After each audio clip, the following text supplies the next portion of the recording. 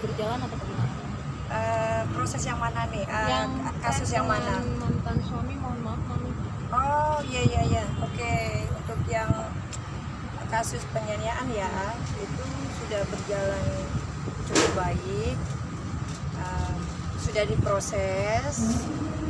Kalau untuk saksi-saksi dari pihak saya sudah selesai dan mungkin terlapor dan saksi terlapor juga akan dipanggil, dan terlapor yang saya dengar dari pihak kepolisian Tangerang sudah dipanggil, sudah di BAP, dan saksi lainnya saya belum tahu ya untuk Frederika.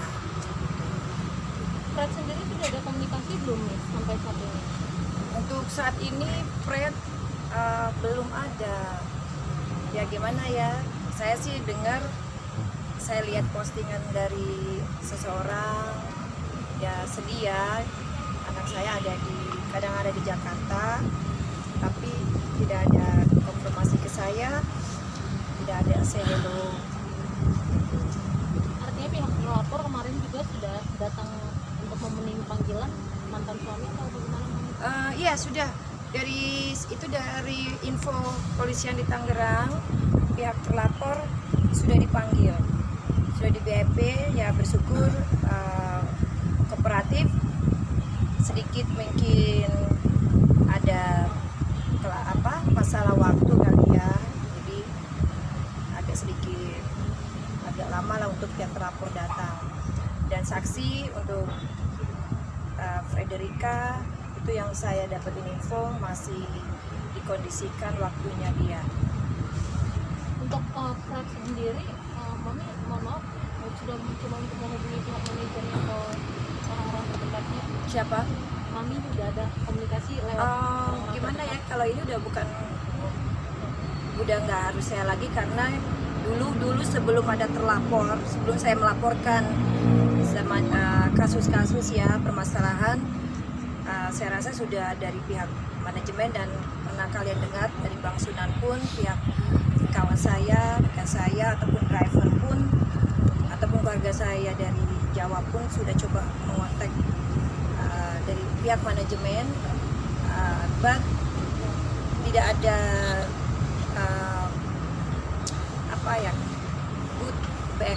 feedback yang baik, malah dibilang ke supir saya ataupun ke teman saya bukan urusan saya gitu ya. Jadi itu yang saya dengar dari pihak manajemen ya, manajernya sendiri. Nih, kan dengan adanya pelaporan seperti ini artinya kan nama Fred sendiri terbawa nih di kepolisian gitu. Terus mami tidak mengkhawatirkan juga dengan karirnya? Ini ya, saya tidak pernah mau menjatuhkan anak, apapun itu persoalan, saya selalu keep di dalam rumah tangga saya. Sampai perceraian pun publik tidak ada yang tahu. Saya berusaha untuk keep permasalahan saya, tidak ingin diekspos. Tetapi bila saat ini itu terekspos oleh media, oleh kalian, dan karena ini mau tidak mau memang kalian kan pasti akan melihat, dan ini memang harus saya laporkan karena adanya terjadi sesuatu tindakan yang tidak baik ya. Jadi bukan diri saya yang ingin menjatuhkan anak ya, jadi permasalahan ini bukan dari saya ya. Saya berusaha sebelum saya laporkan, saya berusaha untuk cari yang terbaik, tetapi sepertinya tidak ada jalan baik. Tapi kalau saya pun tidak melaporkan hal-hal yang begini, menyatakan kepolisian yang sebenarnya yang terjadi, nanti saya dibilang kebohongan ataupun saya berbuat sesuatu yang nggak benar ya. Adalah ibu kamu. Nah, saya melihat dari posisi anak saya, laporan ke anak saya untuk masalah gelar yang itu awalnya ya, dan ingin menjadikan anak, dan yang saya dengar dari anak saya sendirilah ingin mensekolahkan anak saya, tapi until now tidak ya. Saya melihat dan menunggu feedback dari pihak yang menginginkan anak saya. Nah, sebagai ibu, saya bukan orang yang bodoh. Saya mentelusuri diam-diam, meladenkan dari kedua belah pihak ini, antara anak saya dan Ibu Nongki. Saya bukan orang yang bodoh, tapi saya tidak mau marah ataupun melarang antara anak saya dan ini. Tentu bagaimana cara saya untuk mengkhawatirkan apakah ini terjadi, bagaimana ini nanti belakangannya. Nah, terbuktilah adanya surat, ya, dan itu yang sebenarnya sudah melanggar. Saya tidak tahu apakah anak saya memberikan, ya, ataupun intinya saya tidak pernah memberikan ataupun menandatangani sesuatu dokumen untuk mengadopsi. Untuk mengadopsi pasti ada prosedur. Di sini tidak ada. Jangankan surat menyurat, pihak kerajaan ataupun pihak Nongki menginginkan anak saya sebagai yang sopan, harusnya bagaimana etikatnya. Kalau Nongkinya pun tidak ada di Indonesia, dia bisa memutuskan perwakilannya. Itu kan kalau yang benar. Nah, itu di situ saya melihat tidak mungkin saya, mana kamu turunin orangnya, kan tidak begitu. Saya mau lihat sampai di mana mereka ini berdua.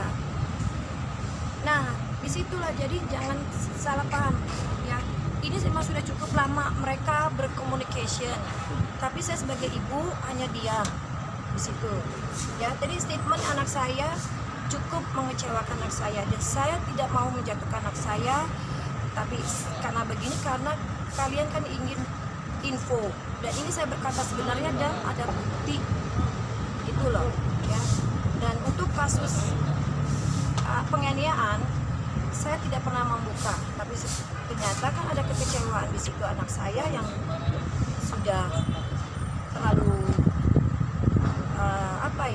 sudah tidak menghargai saya lagi sebagai ibunya, ya. Biar bagaimanapun kita saling ribut ya haruslah bagaimana ya gitu. Mami, maaf nih sebelumnya nih. Mami rasa kecewa apa sih Miss saat misalkan si kakak tuh sekarang tidak mengakui Mami sebagai ibunya dengan seperti itu nih? Kalau kekecewaan saya, kekecewaan saya rasa sama seperti ibu-ibu di dunia ini. Bila seorang anak yang sudah sukses,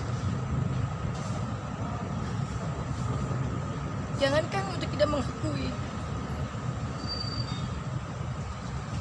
bila tidak disapa ataupun ditegur ataupun di say hello, bagaimana keadaannya, ataupun kamu sudah makan, itu juga gimana rasanya.